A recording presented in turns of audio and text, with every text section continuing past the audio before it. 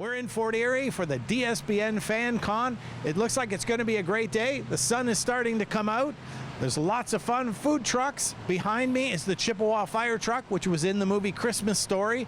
A lot of great stuff inside, including cosplay, different wrestlers, different events to do here today.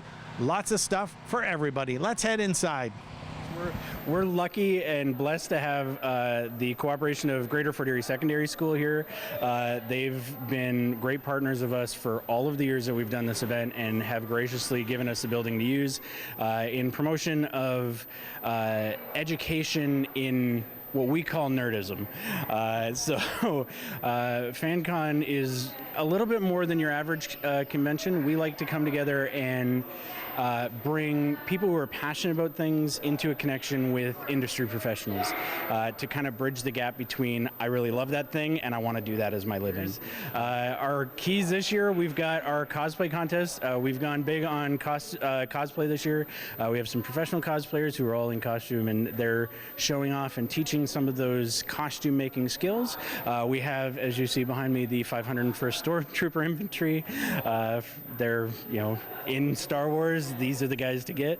They've been very gracious to come out and join us. We have some of our local professional wrestlers, as well as all of our vendors, and we're also running a Super Smash Brothers tournament in our library this year. Now we're learning new things here at FanCon. Lifesavers. How do we do it? What do we do? This is your specialty. Yes, so as part of Ludosport International, we are actually the first academy here in Canada teaching lightsaber combat, both casual and competitive. We take part in competitions worldwide as well as local. We have our first school here in Niagara Falls. We're looking to eventually open Toronto and London as well. There's a certain way to stand, there's a certain way to hold. If you maybe want to let us in on some of that info. Sure. So I find a lot of the time people focus quite a bit on their footwork and their hand motions. A lot of it will become second nature through muscle memory and practice. As long as you remember to keep one foot forward towards your opponent, move forward when you strike, backwards when you're defending. That's how we keep ourselves safe. I first got into this through a LARP, a live action role play experience called Starfall Academy in Massachusetts. And they teach Ludosport as their method of combat for that LARP. And from that, I looked at it and saw this is something being done in 20 countries worldwide, but nobody's doing it in Canada. So I decided I wanted to be the one, after I experienced it and fell in love with it, I wanted to bring it home to share with my fellow Canadians. Getting fire prevention out there and letting people know, the kids especially, keeping the interest, you've come up with a really interesting way. Yeah, so with Well Fire and Emergency Services, we saw that the traditional way of doing fire safety, where people are holding up a smoke alarm and saying, hey, this is important, it was becoming white noise. People weren't hearing it anymore. So we decided to do something a little different. We've tried to get a little bit creative, a little quirky with our videos. One of the first videos we did was actually a dance video where we played some music and I danced like an idiot. And the idea of the video was that if the smoke alarms in your home were the same age or older than the songs that I was dancing to, then it was time to replace them. We've had some significant success with our videos, to the point where in 2023 I won an award from the International Association of Marketing Communications Professionals for the setting a new trend in how to do fire safety.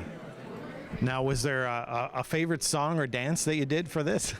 My favorite was Sexy and You Know It by LMFAO. Yeah, it was a lot of fun making that video. It was actually kind of on a whim. I had the camera in my office and I had this idea, went and did it, didn't think anything of it, and posted it. And a short time later, went back and looked, and we already had several hundred shares. It was on Good Morning America, the news in Calgary, the news in Chicago. It kind of blew up unexpectedly, but we're really glad that we were able to get the message out in a unique way. Now, you probably came up with this with the crew and kind of put this together. Did you get picked because you're the best dancer? I got picked because I'm the only one willing to do it. This is my LARP outfit, medieval fantasy live action role play. Our group is called Allura LARP. I haven't been in it very long, but I've already had a couple fun things that I've done. Like I came home to one of my friends, hi Haru, and mentioned like, oh hey, I accidentally tricked a demon today, or this happened or that happened. And I also think there's a lot of confidence you learn from being somebody in public wearing antlers and a silly nose, because we do an after party where we go and we just have like a community kind of going to a restaurant, talk together. It's very community building, and it builds a lot of strong relationships between all the player base, where we all have a sort of story that we're collaboratively building together, where we learn to appreciate and really care for each other in and out of game.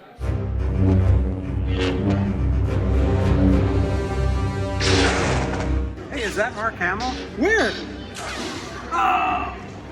It feels good to trick the master. He taught me well. This has been a great day here at DSBN FanCon. Many more years of success here. Great venue, a great turnout. Reporting for The Source in Fort Erie, I'm Bob Lightsaber Romeo.